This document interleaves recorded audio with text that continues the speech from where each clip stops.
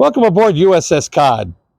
Cod was a World War II fleet sub that made 7 war patrols, and despite the fact that we had a number of ships sunk, we also had to take a little battle damage as a result.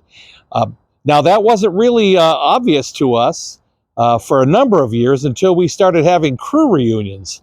And it was only after we had crew reunions we discovered that some features that we never really thought about proved to be actual history of the Cod in combat.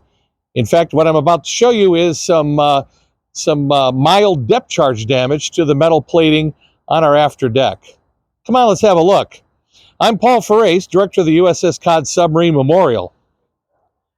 And this is part of our behind-the-scenes history. And as much as I like to have an opera voice, I'm going to not try to overtalk a Gulfstream jet. Well, here on the metal plating, you can see, I don't know if our cameraman Evan can really pick this up in the current sun angle conditions, but this gentle scalloping surrounding our sign here is in fact the result of a particular depth charge attack on one of our war patrols. For a number of years, we just thought it was the effect of heavy traffic or perhaps even big people or big objects being dropped on the deck. But in fact, this was a result of a depth charge attack.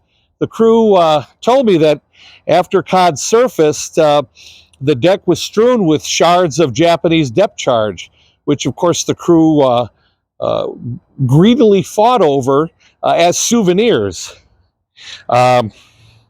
Luckily, it wasn't so bad that it would have been repaired, but it is behind-the-scenes history here for us that we just recently interpreted for the general public. Thought I'd share that with you. Thanks for tuning in, and remember, like, subscribe, and ring the notification bell on YouTube. We'll be sending more along. Thank you.